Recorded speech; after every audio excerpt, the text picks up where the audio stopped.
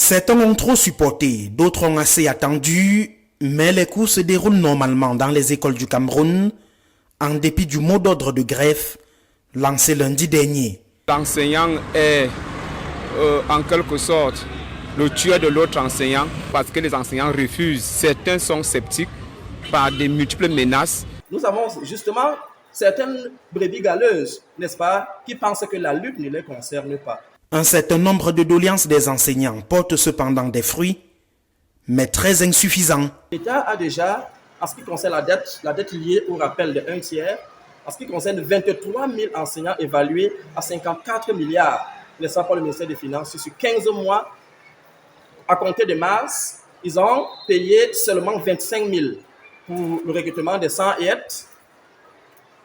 100 aides seulement, alors que 32 000, n'est-ce pas, attendent. 32 000 sont au chômage depuis qu'ils sont sortis de l'école. Ce que le gouvernement a fait d'autre, c'est de payer 64 000 enseignants sur 100 000 au secondaire, en ce qui concerne leurs avancements depuis le mois de juin.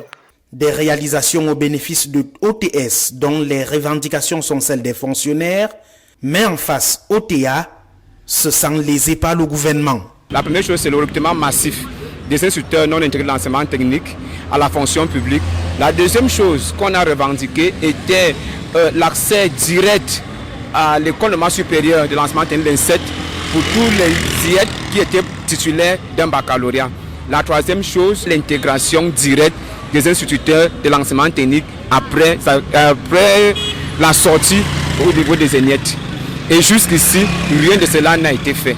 Sur 31 revendications, 5 semblent incontournables et seule leur résolution devra entraîner la levée du mot d'ordre de grève. Nous avons premièrement la signature et l'application, n'est-ce pas, du statut spécial de l'enseignant. Nous avons le recrutement et l'intégration massif des IETP à la fonction publique qui sont là depuis 32 ans, alors qu'il y a un décret qui les autorise la prise en charge immédiatement sortis de l'école. Nous avons également le paiement des arriérés du haut aux enseignants par l'État. Nous avons également l'autonomisation de l'effet financier des actes de carrière des enseignants. Et enfin, le déploiement indiciaire pour passer de 1400 à la classe hors échelle. Si la mayonnaise ne prend plus selon Joseph, c'est à cause des enjeux différents entre on a trop supporté et on a trop attendu, pourtant tous signataires du communiqué de la reprise de grève. OTS, on n'est pas ensemble, s'il faudrait dire ça comme ça.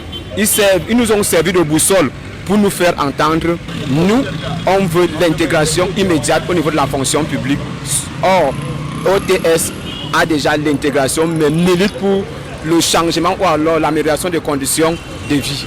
Des sons discordants au détriment des autres, appelés à se battre pour survivre. Beaucoup préservent maintenant les biens vitaux et pour entretenir les familles que de bagarrer. Alors nous les tendons la main afin qu'ensemble nous portions plus haut, n'est-ce pas, nos revendications, car seule la lutte libère. Le mouvement ayant pris corps pendant l'année scolaire 2021-2022 semble clairement affaibli au profit du gouvernement, de certains parents et élèves qui n'ont qu'un seul souhait, voir les programmes scolaires se poursuivre sereinement. Mais en face, c'est la galère, la souffrance totale.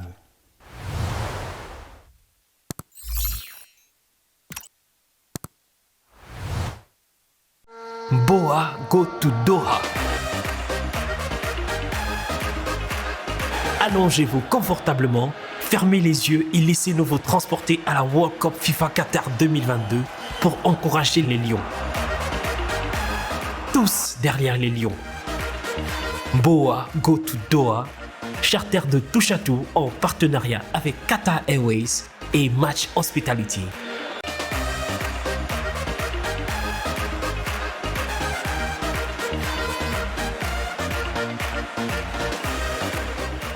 Contact à Douala au 670 51 15 98 ou le 696 40 05 31, à Yaoundé au 651 15 27 27. Boa, go to Doha.